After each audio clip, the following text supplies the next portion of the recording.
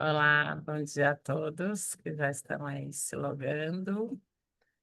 Já estamos vendo aí bastante gente conectada, mas o número vai subindo, criando as conexões. Eu vou dar nosso um minutinho aqui antes de começar oficialmente. A gente já volta aqui para darmos início ao nosso, acho que é o quinto Smart Summit do ano. Só um minutinho, pessoal.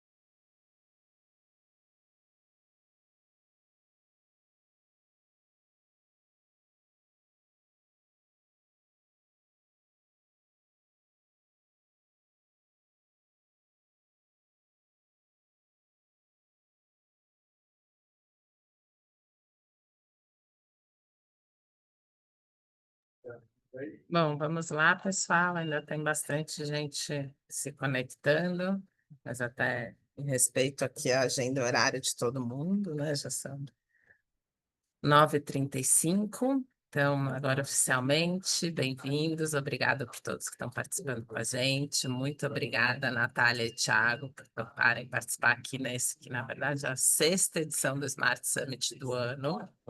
É, para aqueles que não estão participando pela primeira vez, né? O Smart Summit é a nossa trilha do conhecimento, que a gente chama, onde em cada episódio a gente chama um gestor, uma casa, um especialista, um professor, já tivemos de tudo aqui para nos dar uma aula sobre um tema específico.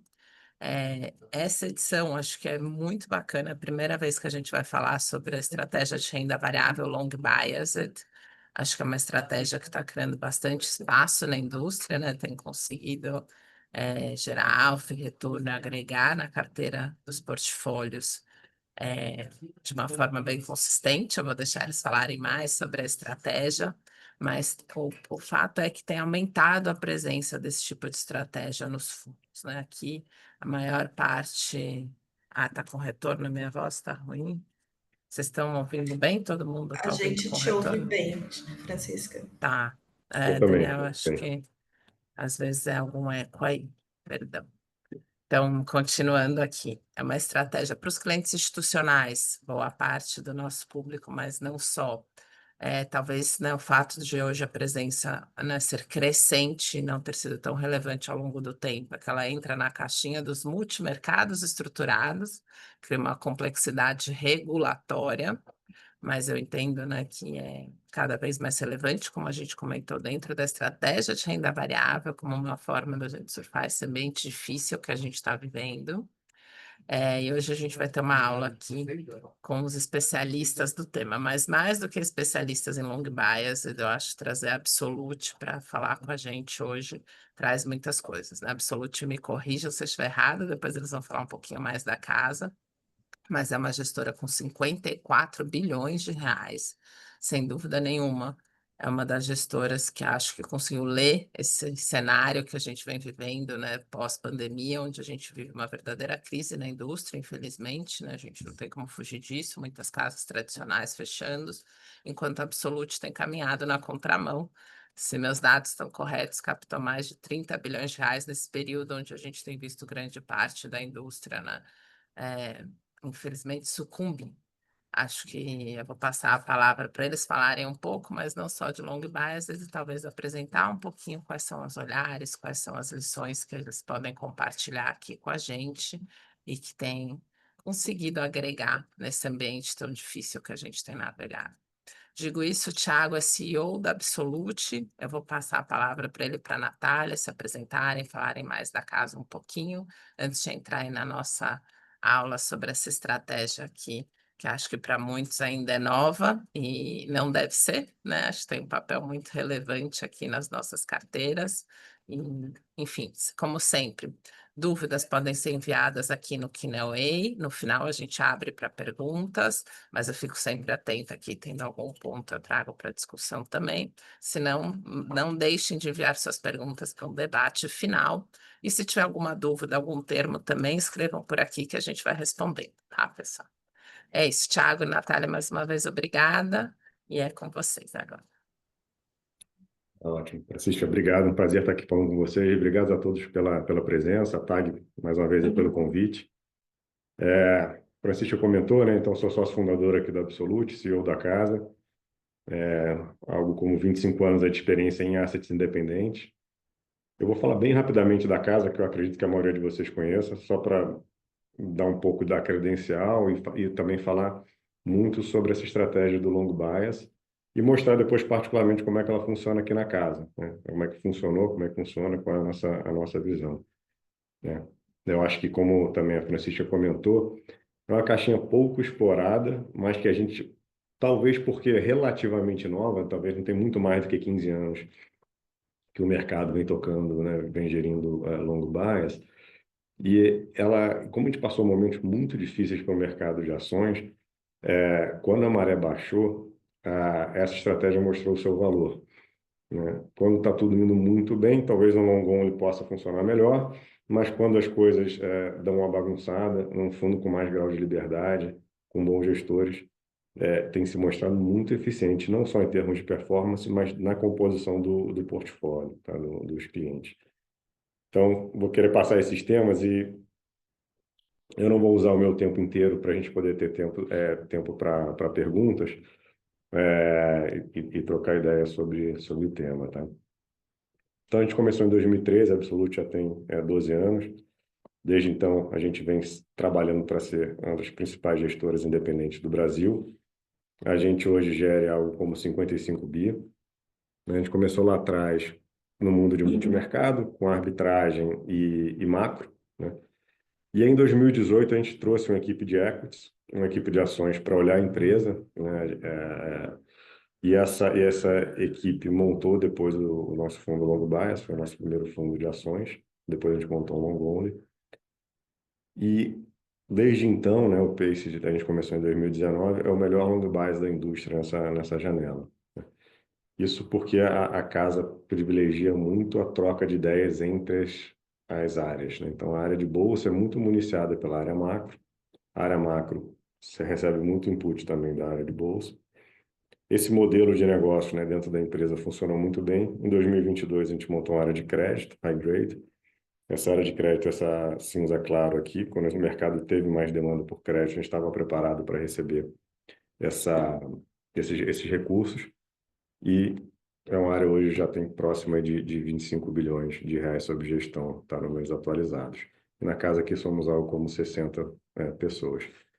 tá? Muita gente em suporte de gestão e análise e pesquisa. Então, bem resumidamente, hoje a Absolute é uma casa multiprodutos, né, com fundos de arbitragem e macro, ações e crédito. E não são caixinhas estanques, essas áreas se conversam, porque crédito tem muito a ver com duration, com indexador, tem a ver com qualidade da empresa que você está investindo. A gente olha isso no macro, a gente olha isso na parte de equities. Equities tem muito a ver também com o cenário macro, com nível de juros, com câmbio, com o que você está enxergando de fundamento econômico, não é olhar só a empresa. Então também recebe muita informação das outras áreas. E por isso a gente acha que a gente tem uma empresa muito saudável, que fica saudável não só como business, porque a gente fica mais resiliente para passar por momentos mais difíceis do mercado, mas também com ferramentas para tentar performar em diferentes ambientes. Esse aqui é um pouco do nosso organograma, tá? Então, eu respondo pela parte não gestão aqui da casa, o Fabiano pela parte da gestão macro e arbitragem, o Christian faz CL e o Thiago Ring são responsáveis pela área de ações, tá? Com grau de liberdade alto. Tem o departamento econômico muito sólido, a área de arbitragem e a parte de crédito, tá? Então, como eu comentei, né, nossa área de ações é muito apoiada pela parte de pesquisa quantitativa que a gente tem, pela parte de crédito, pela parte de arbitragem, pelo departamento econômico, pela parte macro, em via de mão dupla, né? Eles ajudam também bastante as demais áreas. A gente pensa muito em complementariedade top-down com bottom-up, tá? Para construir o portfólio. E aqui eu explico, né? O bottom-up é o de baixo para cima, né? É você larga da empresa, você entende os fundamentos daquela empresa, entende o setor, entende a saúde financeira dessa empresa, com o nível de competitividade que ela tem, vê se é um bom negócio.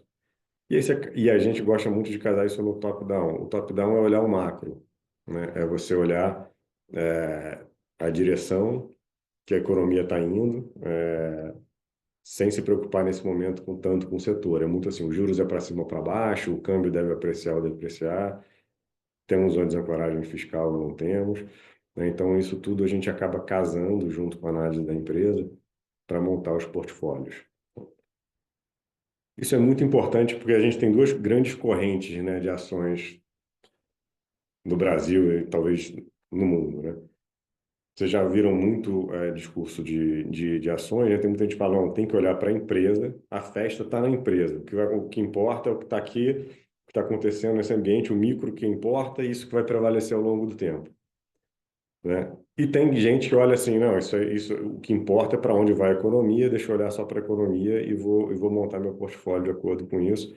Eu estou com uma visão de desaceleração da China, isso é ruim para commodities, eu vou ficar underweight, né, ou subalocado em empresas de commodities, por exemplo, né? Então, eu estou olhando só o macro, eu estou olhando só a parte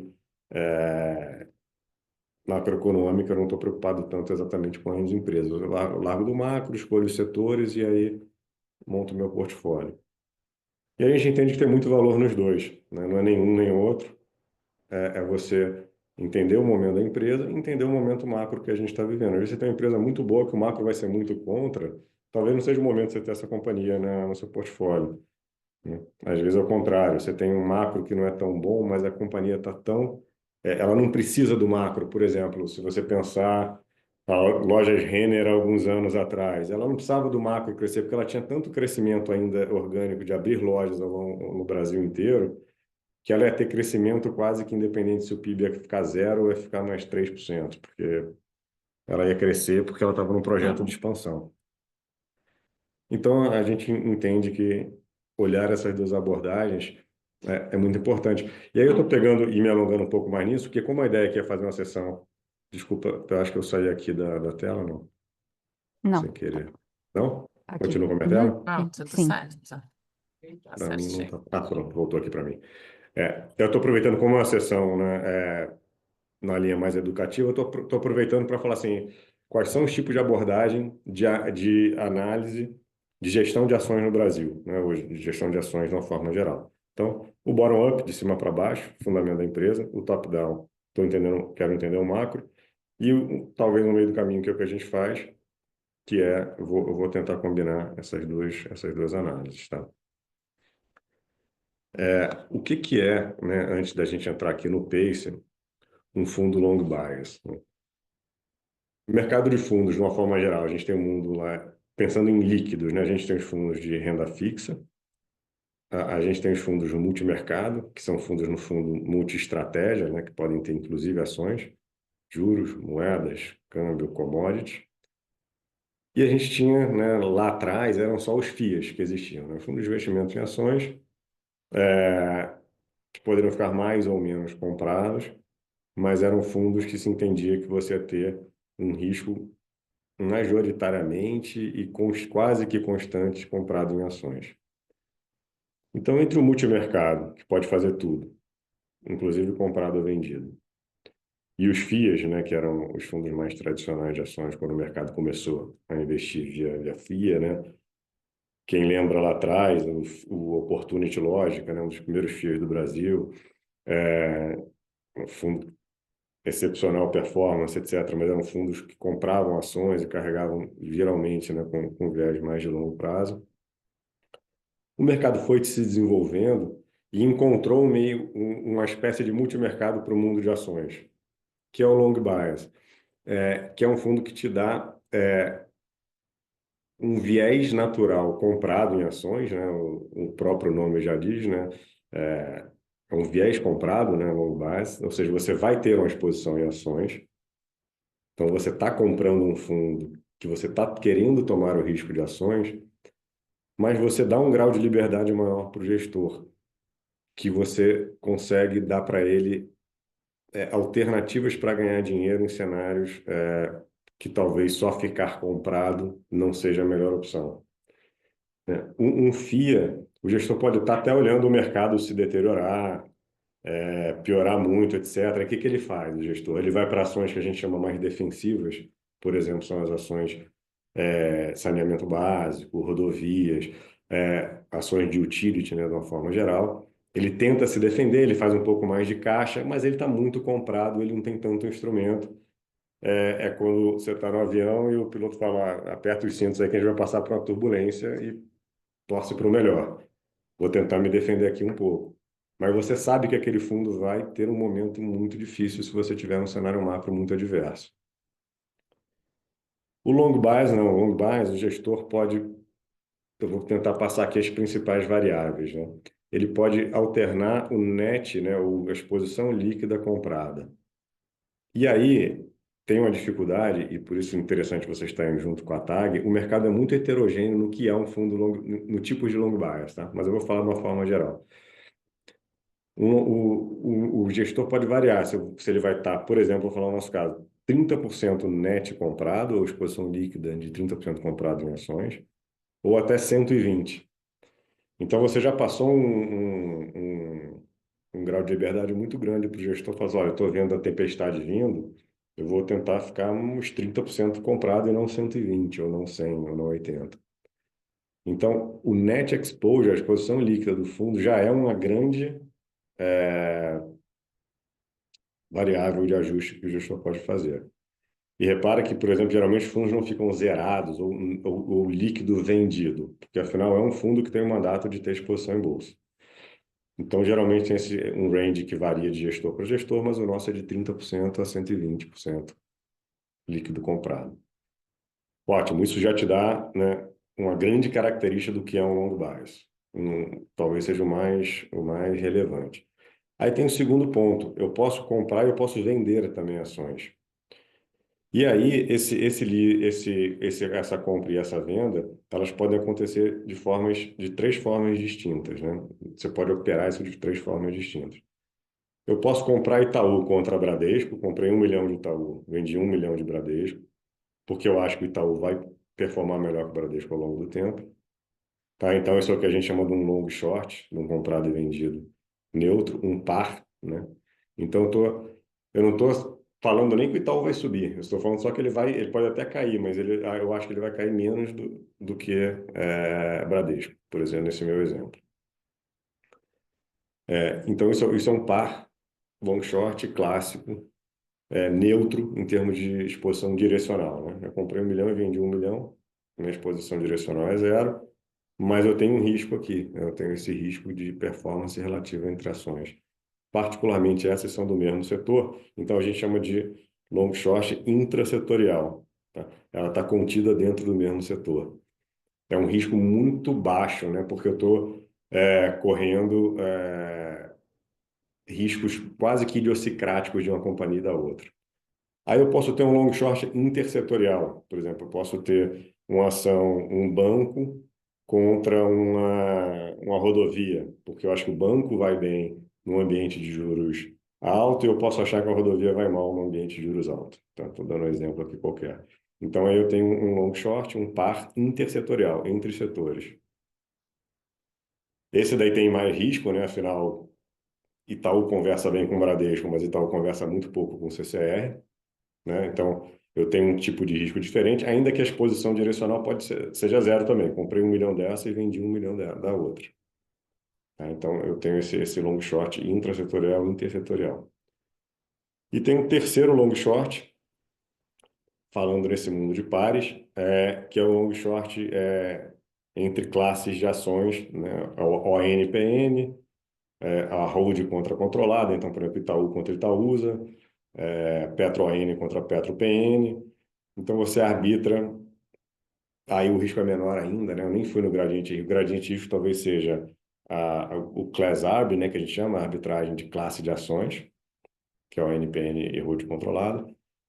O long short intrasetorial, que acontece dentro do mesmo setor, e o long short intersetorial. Tá? Então, recapitulando, no meu long short eu tenho um long, que eu vario ao longo do tempo a exposição líquida. Eu tenho o livro long short, que tem uma subdivisão entre intra, inter e classe, tudo casadinho, tá? Então, o mundo short, né, o mundo vendido, já me traz o book long short. Aí o mundo short, né, o mundo vendido, essa possibilidade vendida me traz uma outra possibilidade fora do long short, que é eu ficar simplesmente vendido na ação. Não estou contra nada. Eu acho que não compramos a história, e mais uma vez, tá, assim, estou dando exemplo aqui, não comprei a história que o Nubank vai disruptar o setor bancário, está super valorizado, está valendo mais do que o Itaú, eu vou ficar vendido nessa ação apostando que ela vai cair, pura e simplesmente isso. Tá, isso é uma fonte potencial de geração de alfa muito interessante também, né? Você ir contra alguns consensos do mercado, você ir contra alguns papéis, talvez algumas empresas estejam muito caras, você tem possibilidade de ganhos muito interessantes. É uma atividade que o gestor tem que ter muita experiência, porque para você ficar vendido, né, você tem que alugar a ação para poder fazer a posição vendida. Então, isso demanda você entender bem como é que está essa liquidez. E no short, né, na posição vendida, quando você erra, a tua posição aumenta e não diminui. Né? Quando você está comprado na ação e ela cai, você tem menos financeiro dela sobre o seu portfólio, tua posição diminuiu. Se você está vendido e a ação sobe, tua posição aumentou, você está mais vendido naquela ação em relação ao teu portfólio. Então demanda muito cabelo branco aí do gestor para ele poder gerenciar muito bem essas posições short, mas são alfas muito interessantes, tá? Potencialmente ao longo do tempo. E finalmente, a gente tem um short que é para ajudar a carregar o long, né? São coisas que para tirar alguns tipos de risco. Então a gente tem uma carteira long grande, com diversas ações, diversos setores. A gente pode ficar vendido em algumas ações que a gente até acha boas, enfim, para mitigar alguns tipos de risco do portfólio, mas aí não é casadinho como um long short. Tá? Então,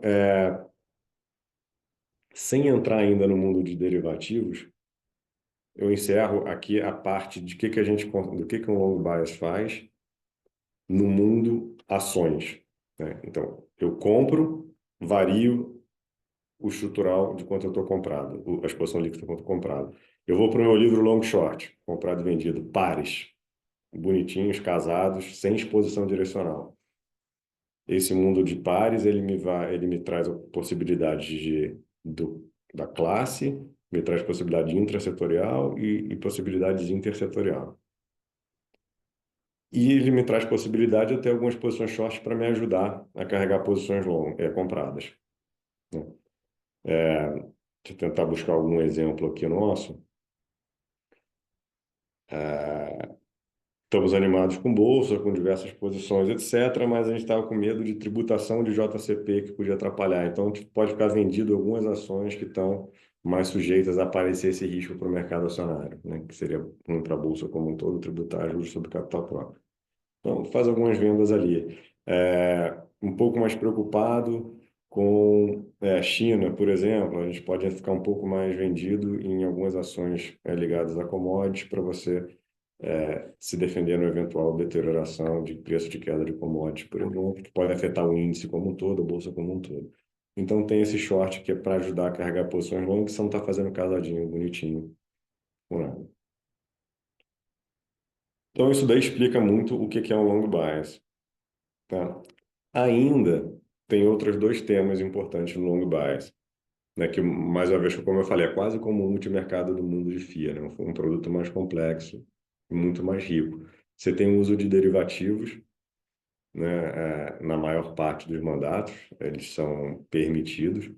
Os derivativos te permitem, né? Seja um futuro, você não usar caixa e ter a posição, seja fazer um hedge rápido, por exemplo, né? Você vender o índice, por exemplo, você vende esse futuro, você diminui rápido a tua exposição líquida. A gente fez isso algumas vezes. Sai a notícia que a gente acha que pode mudar o mercado muito rápido, etc. Eu não vou sair vendendo a minha posição em Petro, de Vale, a posição de CCR, a minha posição de Sabesp. A gente chega e vende rápido o índice em cima da carteira e diminui minha exposição líquida. Então, eu tenho derivativos para fins de hedge.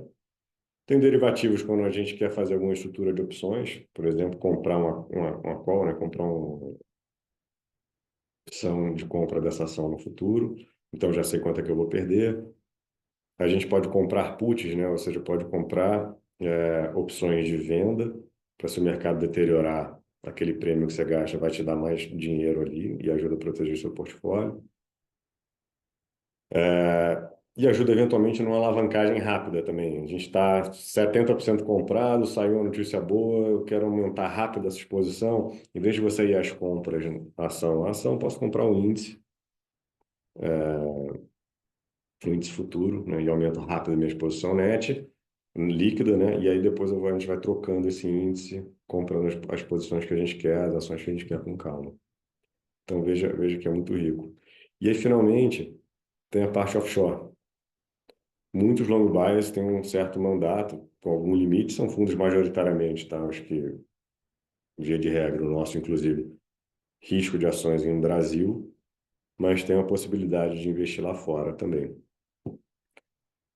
No nosso caso, por exemplo, a gente limita até 25% da exposição ser via posições offshore. Isso é muito rico por alguns motivos. Primeiro, a gente pode passar períodos que não tem nada muito interessante para fazer no Brasil, a gente usa mais esse risco lá fora. Segundo, te força a olhar as empresas líderes do mundo em alguns setores que a gente também tem aqui na Bolsa, né? Ou ter posições em setores que aqui não são tão desenvolvidos, né? Por exemplo, o mercado, por muito tempo, e inclusive atualmente, sempre procuro posições em tech, né? Que é o que mais tem crescido em termos são as empresas mais ligadas a growth, crescimento. O S&P hoje é quase que explicado pelas as sete magníficas, né? São as ações de Google, Meta, Apple, por aí vai. Então, assim, tech tem sido um setor que desponta muito e tem muito pouca opção no Brasil de você estar posicionado em tech. Você vai perder esse grande bonde, né? Esse grande tendência global, porque o seu fundo é muito travado. Não, a gente tem posição pode ter posição em Meta, em Facebook, por aí vai. Você consegue participar de setores que aqui não estão tão desenvolvidos e, e te forçam a olhar as líderes globais, né? Então, por exemplo, se a gente está animado com minério de ferro, não necessariamente precisa ter Vale, né? Pode ter BCP, a gente pode ter outras companhias, Rio Tinto, a gente pode olhar um risco-retorno melhor em empresas lá de fora, ou eventualmente Vale a grande oportunidade, a gente quer ter, mas está preocupado com o preço do minério. por algum fator, por exemplo, de desaceleração global. Eu não tenho de fazer esse hedge na bolsa local, mas a gente pode comprar Vale aqui e vender Rio Tinto e BCP lá fora. Me permitiu carregar Vale, mitigando o risco que eu não queria ter, né, que é esse risco do preço do minério. Então, é mais um instrumento na mão do gestor, né? Mas, assim, grandes poderes, grande responsabilidade, né? É um mandato dificílimo do gestor entregar, justamente porque ele não tem a desculpa de a bolsa caiu, mas eu só podia comprar ações que cair um pouquinho menos que a bolsa. Então, fique feliz, né? É um gestor que é muito cobrado, é um mandato muito cobrado. Então é isso, assim, isso resume o que é um fundo long bias, tá? Deixa eu ver se... acho que aqui eu já passei, esse slide eu acabei passando, né? Uma posição estrutural no mercado de ações.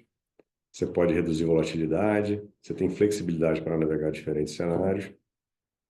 É uma alternativa. Quero estar em bolsa, mas não sei se é o momento, que é uma grande dúvida que todo mundo tem, por exemplo. Passa essa responsabilidade para o gestor, né? Terceiriza. A gente pode estar, se você me der R$ 1 milhão, eu posso estar 1,2 milhão comprado em bolsa ou R$ 300 mil comprado em bolsa. É um passivo nosso aqui. A gente vai ser cobrado por vocês, né, e pela gente mesmo, e a gente tem que ganhar dinheiro para sobreviver. Então, é uma forma de, não sei se devo entrar em bolsa agora. Long bias é uma bela porta de entrada. O meu conselho é mais conservador. Eu quero entrar em bolsa devagar, ou eu quero ter, não estou tão certo do ambiente macro. Passa a responsabilidade para o gestor também. Tá? Então, uma visão mais sofisticada do fundo, tá? É isso. É uma gestão ativa que se baseia em cenário macro, local e global. Você mapeia vários fatores de risco para ter suas posições, porque você está olhando o macro.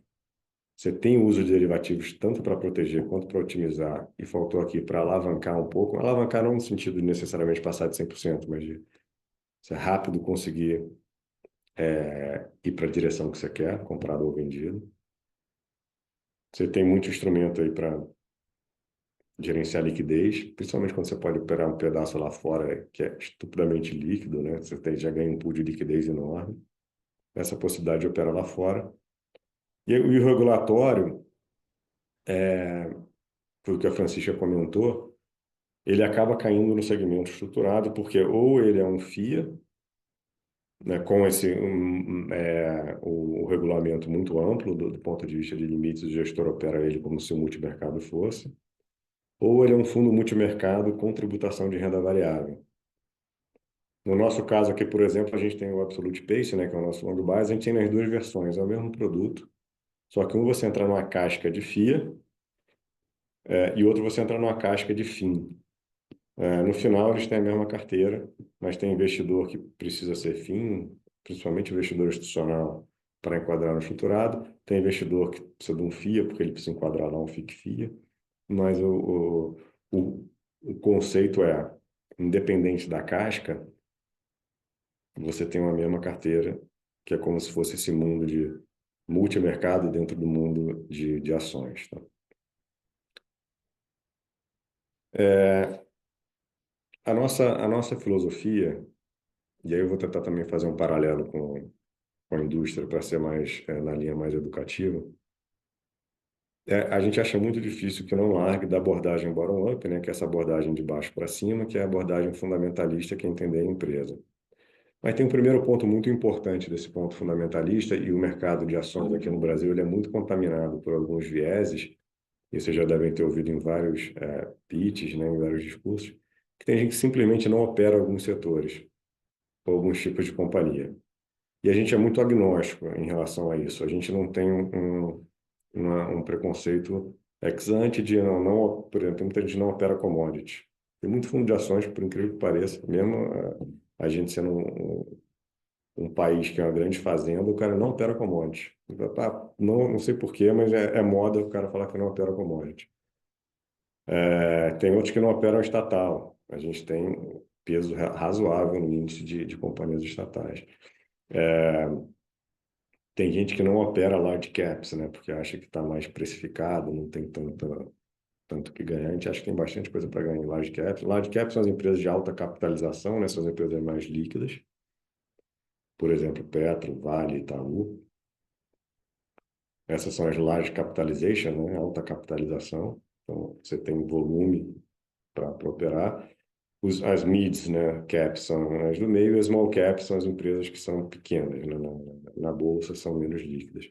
A gente opera todos os setores, mas privilegiando mais mid, large caps, porque a gente entende que small cap, às vezes, tem muito armadilha de liquidez, né? Ela está barata porque ela é ilíquida, e não porque está descontada em uma boa oportunidade.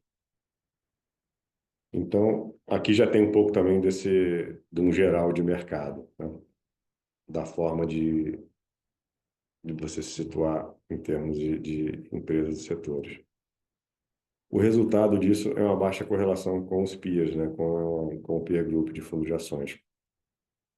Só o fato da gente pensar a bolsa como um todo e todo o espectro de tamanhos de ações já acaba gerando uma certa descorrelação.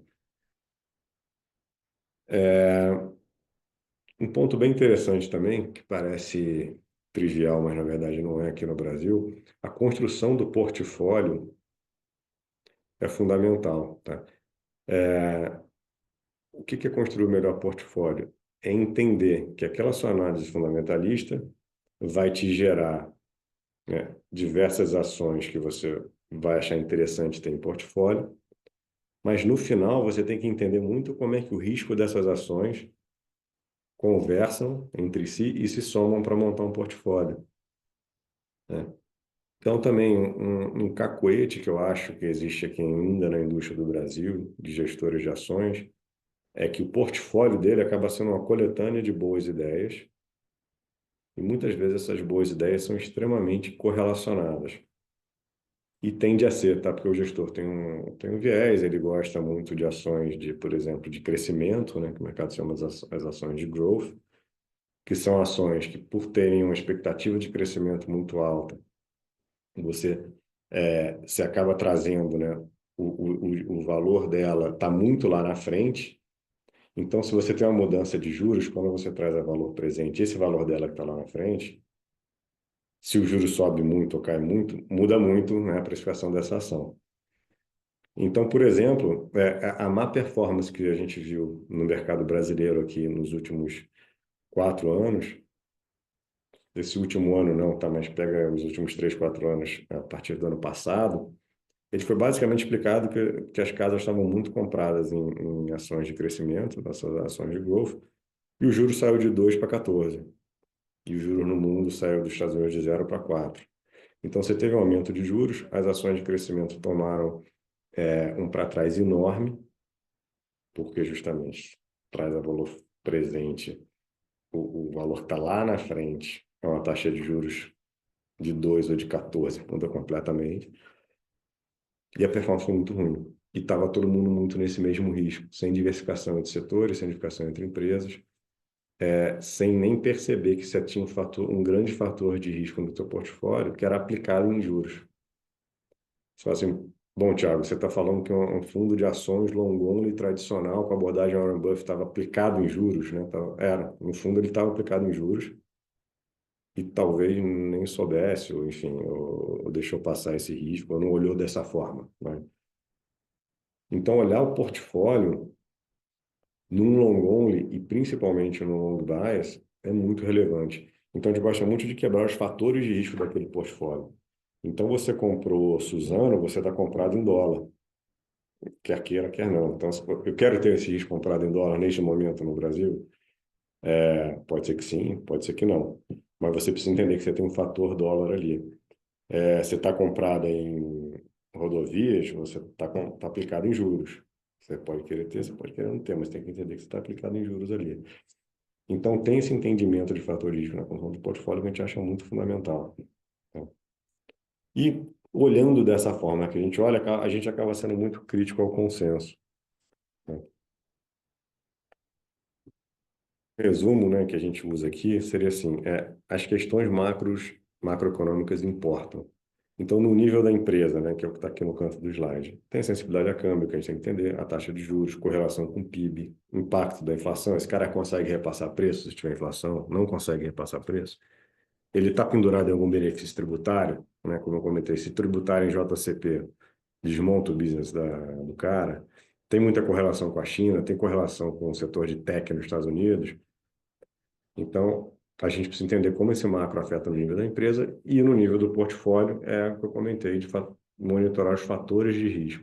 Né? Então, ele tem que entender a sensibilidade daquele portfólio dos principais drivers macroeconômicos.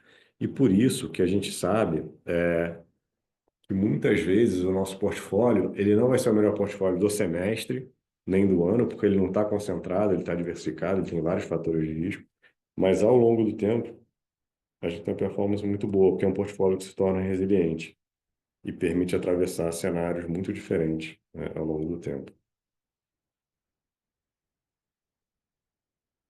Uma coisa interessante também que a gente fala de quando você olha posições short ou posições vendidas é que você se torna muito crítico, né?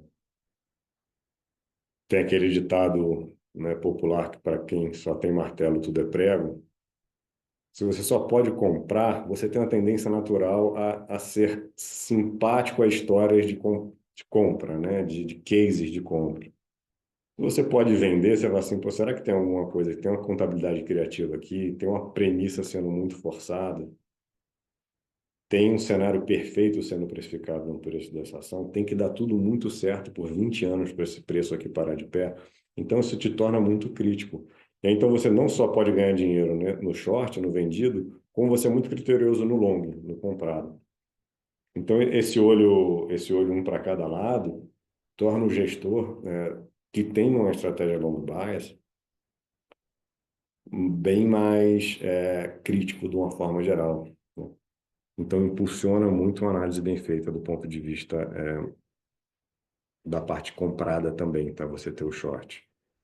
E é isso, quando você está fazendo um valor relativo também no long e short, você tem que olhar muito no detalhe, né? Uma coisa é falar assim, bancos vão performar nesse cenário. Já é difícil acertar isso, mas vamos lá. Mas é uma ideia um pouco mais fácil de você acertar no alvo. Outra coisa é você falar, essa empresa que está nesse setor de bancos vai performar melhor do que essa daqui, que está sujeita também às mesmas variáveis, né? Então, isso é muito rico e a gente dá muito valor para isso aqui. Aqui é um processo de investimento nosso que eu vou usar, que é básico, tá para o mercado inteiro, mas como é que funciona na prática, né? Um processo de investimento de ações. Você tem uma geração de ideias, você vai monitorando o mercado, você vai vendo performance dos ativos, você vai vendo que teses estruturais ou conjunturais estão permeando o mercado.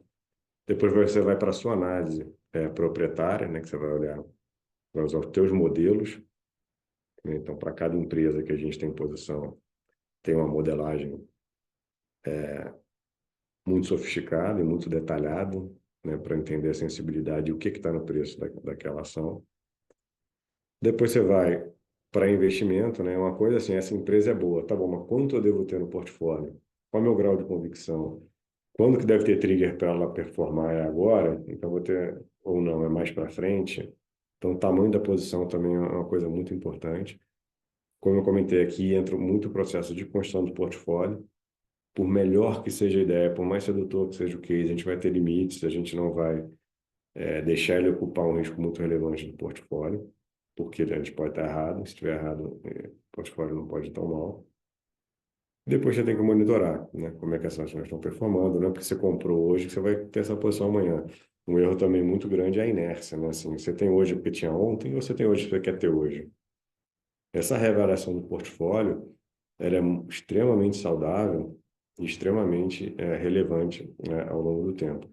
Isso se dá acompanhando o preço da ação, acompanhando como é que os pares estão andando, falando com o CEO da empresa, falando com o CFO, buscando informações no setor, tentando mapear se aquele guidance que você tinha para a empresa vai ser entregue ou não, tá? Então, basicamente, esse é um processo de investimento que eu diria que deve ser mais ou menos o padrão dos gestores mais sofisticados aqui do mundo de ações, tá? Aí o discurso, né, como eu comentei, parece muito bonito para ser verdade, mas a parte boa que dá para mostrar que ele é verdade é que tem um pouco das características do pacing em termos de onde é que ele se situa, tá? Mas, mais uma vez, eu vou usar isso como pode ser um portfólio do mercado como um todo, tá? Um long bias ele vai ser mais de ações, tá? Então a bolinha vai ser mais para cá. Vai ter outros instrumentos, pode ter um pouquinho de crédito, pode ter derivativos, pode ter opções, pode ter vender, por exemplo, a commodity diretamente, né? Eu nem comentei, às vezes você tem petro e você vende petróleo, porque você não quer exatamente estar exposto ao preço do petróleo. Então tem outros instrumentos, mas é majoritariamente fundo de ações, majoritariamente Brasil, que é essa segunda caixinha. Aí aqui vai variar muito de gestor para gestor, tá? Se a análise é top-down ou bottom-up, para a gente estar mais para o bottom-up, mas com muito peso aqui no top-down.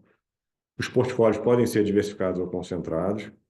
A gente busca um equilíbrio mais indo até para o diversificado. Eu diria que você concentrar muito, performance pode ser espetacular ou catastrófica.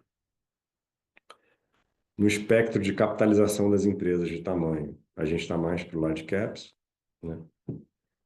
Aí outra diferença muito grande no mundo de ações, né, falando com o mercado como um todo, você pode ter posições de longuíssimo prazo, né? E a gente sabe que tem empresas que são quase que gestores são quase conhecidos por uma posição ou duas específicas que eles têm ou tiveram.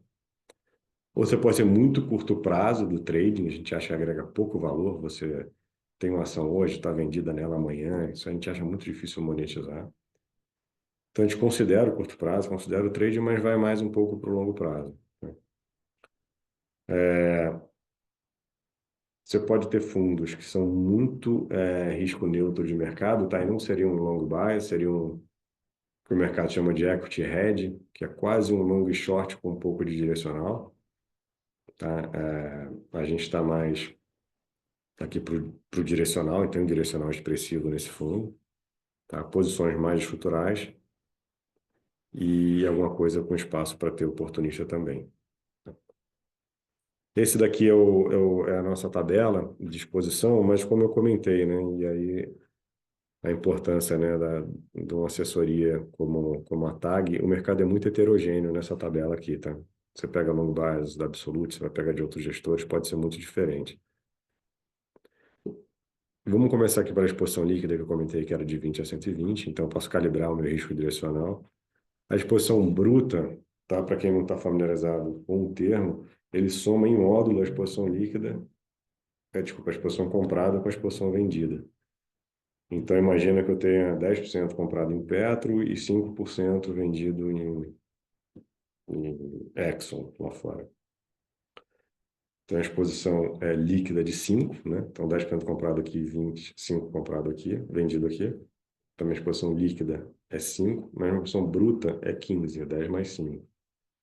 A exposição bruta é uma boa medida também de você olhar o risco do fundo, porque a parte vendida, se por um lado tira risco, ela adiciona outra, né? Estou vendido em Exxon, né? Se Exxon descobrir tecnologia nova que consegue tirar petróleo com muito mais eficiência, a gente tem um risco ali grande vendido, tá? Então, a exposição bruta soma em módulo, o comprado mais o vendido.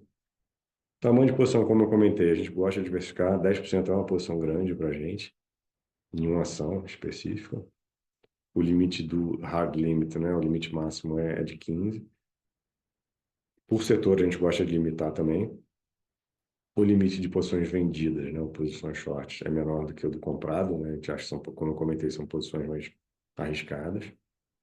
A gente tem um espaço para o que a gente chama de special situations, que não é, pode ser uma arbitragem, uma OPA, uma oferta pública de ações, algumas situações que não seja exatamente comprar uma ação, porque ela está barata. E aí o interessante é que a volatilidade tende a ficar um pouco abaixo do índice, tá? Razoavelmente abaixo do índice, ainda que tenha uma data para ser um pouquinho mais volátil. Vou passar o processo de construção aqui, que eu já falei para não ficar muito enfadonho. Mas deixa eu mostrar como é que essa história funciona ao longo do tempo. Você fala, bom, Thiago, é legal, você tem muito grau de liberdade, mas como é que essa história funcionou? Aqui fazendo a ressalva que esse é um dos melhores long bias do mercado, mas tem muito long bias bom no mercado para compor portfólio, né? com números que podem ser semelhantes aqui ao nosso. Então, veja que a gente começou o fundo em 2019, basicamente, foi 31/12/18, basicamente. A gente rendeu, desde o início, que é essa coluna aqui da direita, 243% contra 60% do índice. Então, é uma geração de alfa brutal, assim, para o cliente, né? O benchmark dele, ou seja, onde a gente cobra performance, é o IPCA mais yield médio da IMAB. Então, como se a gente cobra performance sobre o juro real. Por que isso? Porque como a gente não persegue o índice nesse fundo, a gente não quer ser cobrado em cima do índice, porque eu não me proponho a ter uma carteira que se assemelhe ao índice ou que tente especificamente bater o índice. Eu quero bater a bolsa no longo prazo, que é o que a gente tem feito. E aí nos cobramos, né, o custo de oportunidade do dinheiro no Brasil, que é bem alto. Então, grosso modo seria o CDI, mas o PCA mais o yield da IMAB dá uma sensibilidade maior de custo de oportunidade das empresas ou do capital, né? Que é inclusive o atuarial das fundações, né? É, então isso dá 94%, né? A gente deu 243 ou 60 contra a bolsa, que seria a opção, não é o benchmark do fundo, ou não é o hurdle, né, onde a gente cobra a performance, mas é onde quem botou dinheiro podia ter colocado no ETF de bolsa e escolheu comprar o Pace. Aqui no Pace você teve 243%, quem comprou o ETF de Bovespa teve 60%. Quem comprou o Pace surfou uma vol de 19%, ou seja, o portfólio balançou bem menos do que de quem comprou a bolsa, que teve 24% de volatilidade. Então, todo esse retorno excedente que o Pace teve, essa tabela aqui, fica interessante nesse grau de liberdade que a gente tem. Se vocês conseguirem ver aqui, ó, no ano de 2019, que foi basicamente o primeiro ano do fundo, o fundo deu 65% do Pace contra 31% do Ibov. Então, a bolsa subiu, a gente conseguiu subir bem mais que a bolsa selecionando boas empresas, tá? Não foi uma alavancagem. Aí teve 2020. No ano, o fundo deu 9, a bolsa deu 3. Então, a gente deu 3 vezes a bolsa, também selecionando bem as ações, ganhando dinheiro no short, gerando bem o portfólio.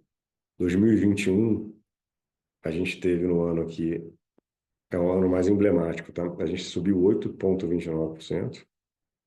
E se vocês olharem aqui, a bolsa nesse ano caiu quase 12%. E a gente teve net, né, o líquido, comprado esse ano inteiro. Então, como que a gente ganhou dinheiro? Parte comprada, a gente ficou pouco comprado em bolsa, a gente ficou comprado nas ações que melhor performaram, e a parte vendida performou muito bem, e deu dinheiro. Então, na composição do portfólio, a gente conseguiu subir 8 contra a bolsa caindo 12. Aí você imagina o valor que isso tem nos portfólios, né, contra você decidir, vou comprar um ETF que é mais barato, né, meu fundo você pode falar, pô, seu fundo é caro, é 2,20, o ETF custa 0,20 ao ano. Não, mas essa gestão ativa tem entregue uma performance absurda. Isso tudo é líquido de taxas, tá? É aqui que eu estou colocando. Aí, 22, a gente deu 15% contra 4 da Bolsa. 2023, a gente deu 27 contra 22. Esse ano aqui, desculpa, ano passado a gente caiu 4 contra a Bolsa, caiu 10. E esse ano a gente está subindo muito mais que a Bolsa. Então, a gente nunca perdeu da Bolsa e só ficou negativo no ano passado. Então, quando a Bolsa caiu 10, a gente caiu metade da Bolsa, grosso modo. Então, isso é muito mais, né? Não é um pitch aqui de estou vendendo o Absolute Pace, apesar de estar, mas é para mostrar que esse mandato bem gerido funciona. Eu sei que ele é mais caixa preta em alguns momentos, no seguinte sentido, não é tão. Eu enquadro no segmento de renda variável, esse cara vai estar comprado uma carteira de ações e eu vou acompanhar com certa aderência esse portfólio. Aqui é bem mais complexo o portfólio final. Desculpa. Isso se paga, né? Que é mais ou menos a mesma história que eu contei, mas quebrado em ângulo um pouquinho diferente. É só para destacar, olha como é que 2021 e 2022 o short foi importante, né? A parte vendida na contribuição do resultado. Então, não são palavras ao vento, né? A parte vendida dá dinheiro, ajuda a carregar o long e ajuda a gente ter essa performance que a gente teve. Aqui é só para mostrar, desculpa, a exposição líquida do fundo é essa linha, essa área aqui azul clara. A gente varia isso, como vocês podem ver. A linha pontilhada é o 100%. Rarissimamente a gente ficou acima de 100. Tá? Então teve muito ganho em selecionar as boas empresas. E aqui embaixo é o drawdown do fundo, que é o azul claro contra o azul escuro, que é da bolsa. Você vê também que a gente cai bem menos que a bolsa.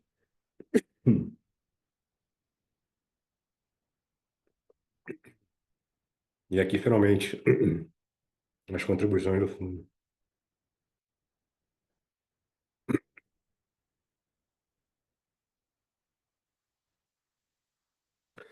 Eu acho que o resumo seria isso. Se você quiser abrir, por favor, Francisca. Legal, muito bom, Thiago. Uma aula mesmo. Já temos algumas perguntas, eu tenho várias. É, bom, aqui tem um comentário do José Alvaldo, né, que faz uma analogia aqui com uma floresta tropical, onde a gente tem que, né, separar as principais sementes aí, que na renda variável não é diferente disso. Eu acho que tem uma parte que é isso e outra que você colocou aqui, que eu já vou aprofundar mais, de diversas estratégias também. Mas antes tem uma pergunta que eu acho muito pertinente também, que dá muita confusão, né, para todos nós, inclusive na hora de selecionar a estratégia, como compor isso dentro das caixinhas, que é basicamente, deixa eu ajustar minha tela aqui, que eu estou falando com uma tela olhando para outra. Deixa eu voltar aqui. Poderia explicar, então, a diferença em mais detalhes entre o equity hedge e o long and short? E acho que com long bias, Edna. Pela sua explicação durante a apresentação, entendo que o long short seria sem direcional e o equity hedge teria algum direcional. Acho que eu vou juntar com isso, né? Como isso se compõe junto com todas, né, as estratégias que você trouxe aqui no long bias. Não, perfeito. Esse ponto é bem pertinente. E a diferença, às vezes, é um pouco sutil, tá? O fundo long short, ele corre contra o CDI, como benchmark. E ele tem uma exposição direcional muito, muito baixa ou zero.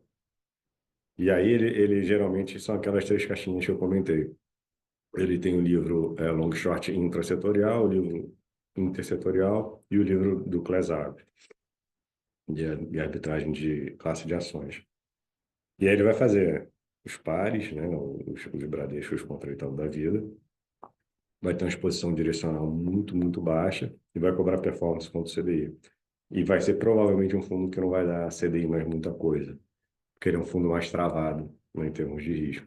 Então, eu diria que ele é como se fosse um multimercado baixa vol dentro do mundo de ações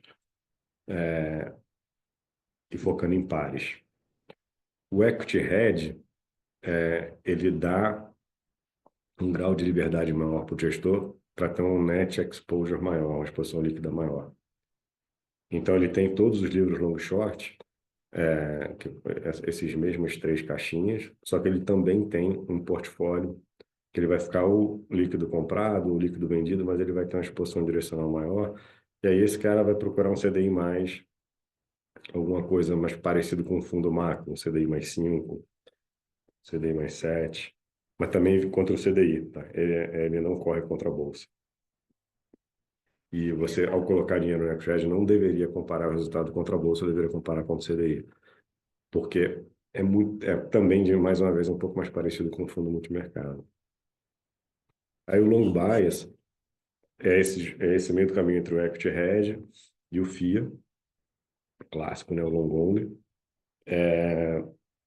que você tem uma exposição necessariamente comprada, o equity hedge não, né?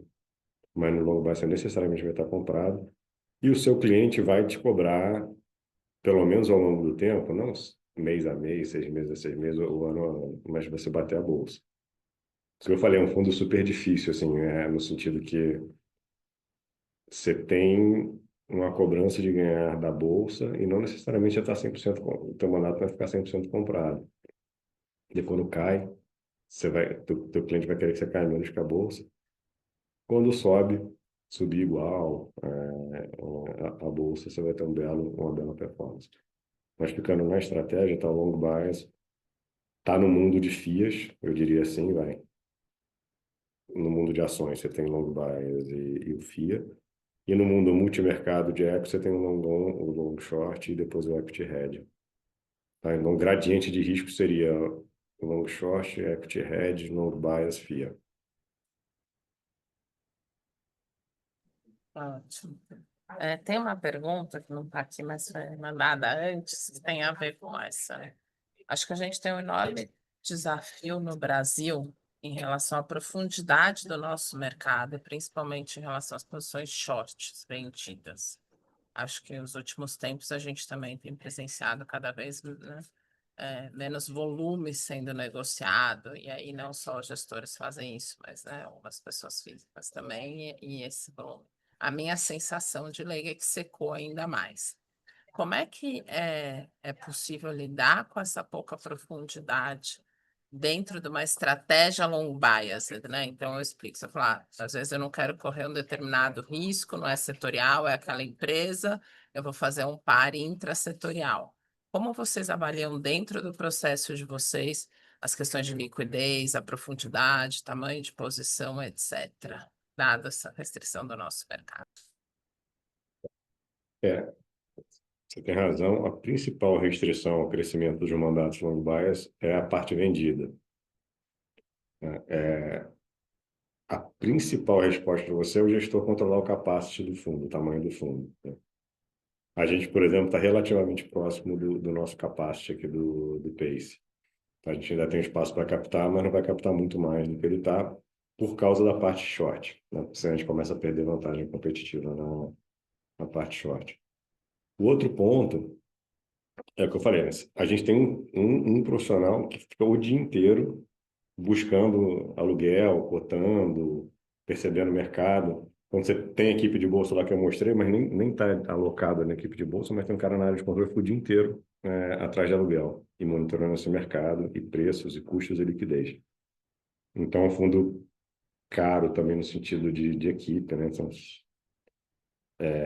tem uma pessoa dedicada ao short e não é da gestão, né? Quer dizer, a gestão decide se fica vendido ou não, mas você tem alguém o dia inteiro ali dando input sobre esse mercado.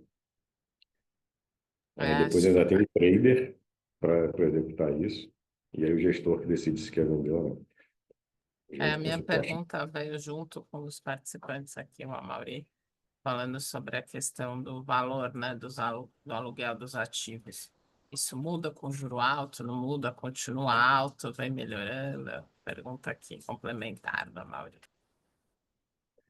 Não, o preço do aluguel varia muito, mas geralmente a preocupação maior é o que o mercado chama do short squeeze, né? Quando todo mundo começa a puxar as ações que você dá no aluguel. Para você alugar, para você ficar vendido, desculpa, você precisa alugar a ação. Então, alguém te doa essa ação em aluguel e recebe essa taxa que você está comentando. Essa taxa, vai, ela sendo alta, vai te limitar a fazer um pouco do short. Você está muito convicto que aquela empresa vai cair, que você acha que ela vai cair mais o preço do aluguel. Isso varia muito, não necessariamente com patamar de juros, tá? Tem muito do idiosincrático de como é que está o mercado, se tem muita gente doando ação, se não tem. Eu não me prenderia ao nível dos juros para determinar o aluguel, tá? O custo de ficar vendido. É muito mais o idiosincrático da empresa, do mercado, como é que tá aquela liquidez específica. É isso que a gente meio que fica monitorando o dia inteiro. Mas outro ponto importante que você falou, sabe, como é que você lidam com isso, né? Então, tem essa estrutura da pessoa que está olhando, tem o trader, e tem as alternativas. Por exemplo, né, às vezes a gente vende direto a commodity, em vez de eu procurar uma ação de petróleo para vender. Comprei PetroRio, em vez de vender Petro, se eu quiser eliminar petróleo, a gente vende direto. Esse é muito legal do long bias também. A gente pode vender direto, a gente faz isso, a commodity, né, o futuro. A gente compra minério, compra ou vende petróleo. Então a gente tem essa alternativa que alivia, digamos assim, a parte short, que é esse short para proteger parte do portfólio. Aí o long short, né, bonitinho, casadinho, é o grande gargalo, né? Então, assim, se eu quiser fazer Bradesco contra Itaú, tem que ter Itaú ali vendido e eu vou ver o preço do aluguel do Itaú, se faz sentido, carregar e tal. É controlar o capacity do fundo, ter alguém muito dedicado para isso e buscar alternativas quando possível, tipo direto a commodity, tipo direto ao futuro, ou eventualmente vender o índice e comprar o que você não quer ficar vendido do índice. Você fazer um short sintético. Qual é o problema de vender o índice, né? Você vendeu um monte de coisa, talvez alguma coisa você queira estar comprada, mas se você vende o índice, mas eu não quero estar vendido em Vale. Eu compro o Vale na medida do que eu vendi o índice. Então também é outra forma de você pegar um pouco aí essas restrições do nosso mercado. E o último, aí talvez pensando aqui alto, é operar lá fora, né? Que é profundidade infinita. Nem sempre você vai ter o que você quer exatamente, mas você tem muitas alternativas, né? Por exemplo, vender Exxon, a gente já fez várias vezes. Vender BCP. Isso daí foi opções constantes no fundo, que a gente foge um pouco também dessa liquidez local aqui. Então, um pouco de tudo. Ah, acho que tem uma última pergunta, pessoal, se vocês quiserem mandar outras. Mas como é a composição das equipes, dado que, né, é o mesmo time que faz o long only ou FIA faz o long biased na parte equities, como é que é a interação com a área macro para definir esse estrutural, quando eu estou comprado, quando eu estou vendido, como se compõe com a parcela do long and short dos fundos multimercado, como é que é essa interação e a estrutura dedicada ao long biased? Tá, deixa eu botar aqui só. Minha tela está aparecendo? Tá na tela do resumo ainda.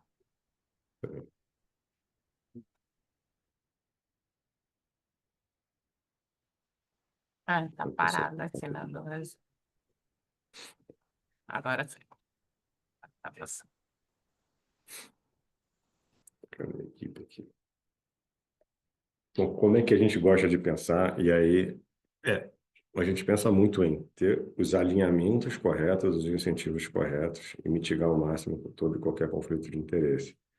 Então, a gente gosta muito de pensar de forma matricial.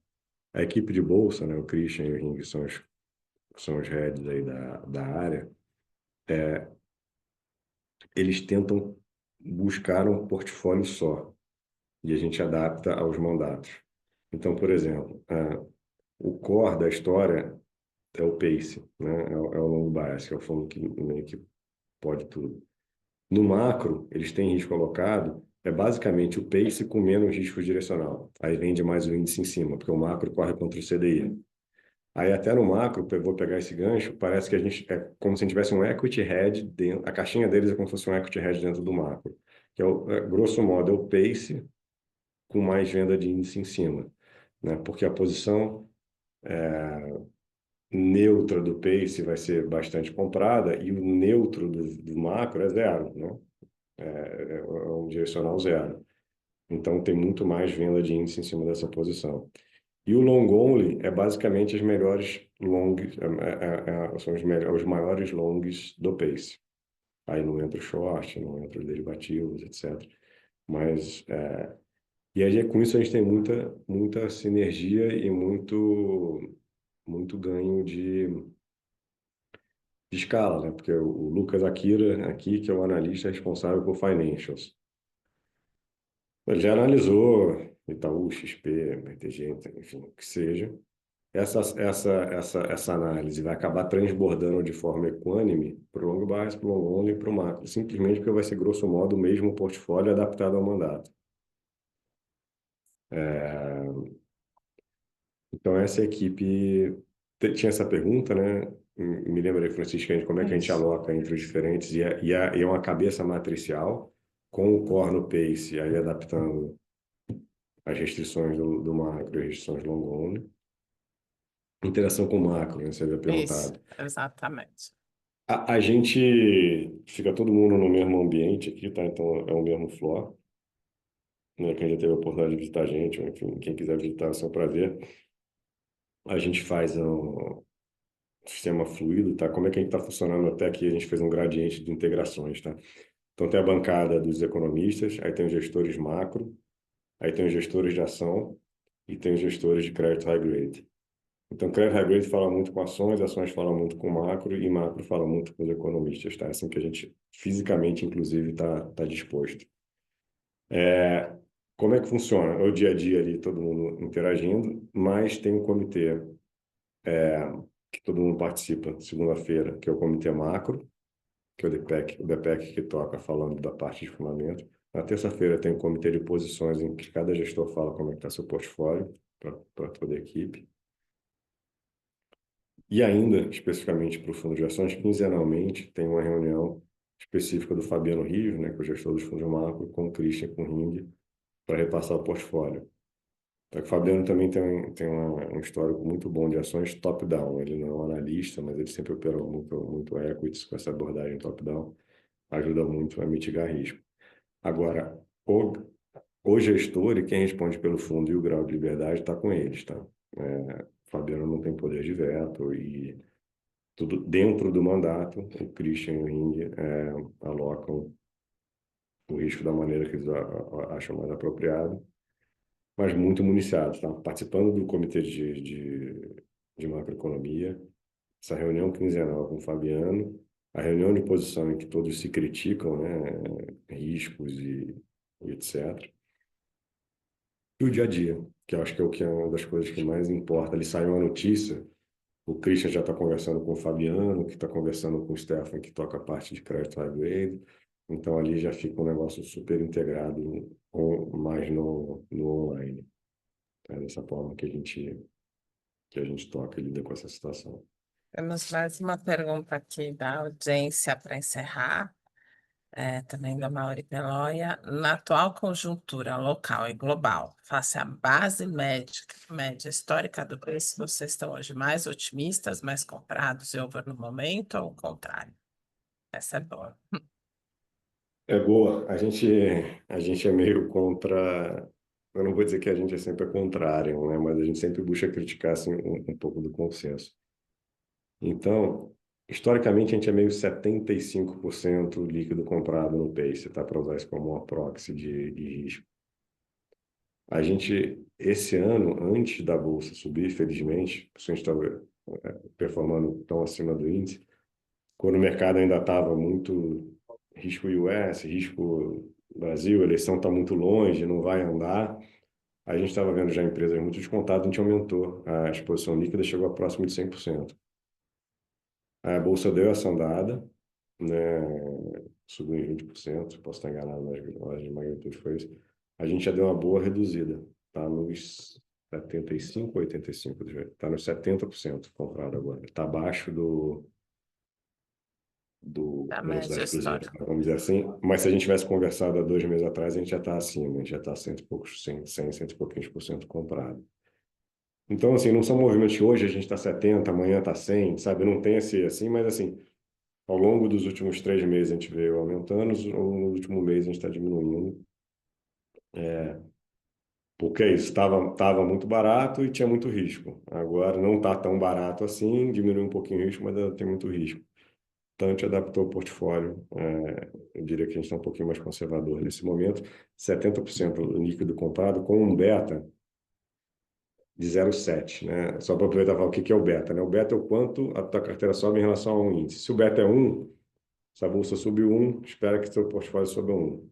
Se o beta é 2, a bolsa sube 1, espera que seu portfólio suba 2.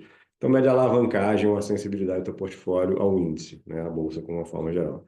O nosso beta está 0,7. Então, se a bolsa subir 1, a gente deveria subir 0,70. Então, além de estar 70% comprado, a gente está com beta abaixo, porque a gente está com a carteira mais defensiva. Tá? Por exemplo, a principal posição é Sabesp, então, que é isso que a gente gosta muito. Tem rodovias, tem neoenergia, tem Eneva, então a gente está mais no setor de utilities, que são tipicamente ações mais defensivas aí na bolsa. Mas respondendo bem, assim, a gente está um pouquinho mais conservador nesse momento. Mas não é aquele conservador que, o cenário está difícil, não vamos ter risco, porque a gente tomou um risco legal, performou bem, acha que tem que diminuir um pouquinho, esperar o mercado dar uma digerida e depois voltar a aumentar a posição. Ano que vem vai dar oportunidade excepcional, assim. Tem que estar preparado, já tem que estar alocado, né? Ótimo, perfeito, muito preciso. Pessoal, acho que é isso, né? Encerrar aqui. Muito boa aula, muito boas discussões mais aprofundadas. Parabéns, bastante gente aqui elogiando no nosso chat. E a gente Ah, que legal. compartilha o vídeo. Imagino, né? Qualquer dúvida também podemos contatar. A gente faz a ponte aqui com a Absolute. Vou entrar em contato direto com a Natália. A gente nos vê dentro de um mês aqui para a 7ª edição. Tiago e Natália, muito obrigada. Parabéns aí pela trajetória de vocês. Parabéns pelo resultado do fundo, está realmente excelente. E até breve. Obrigada a Maravilha. todos. Pessoal, muitíssimo obrigado. Obrigado aí pelos comentários. Foi um prazer falar. Espero que tenha conseguido passar as ideias e estamos à disposição aqui. Obrigado, Otávio, aí, mais uma vez pelo convite, a todos aí pela presença. Abraço, pessoal. Abraço. Obrigada.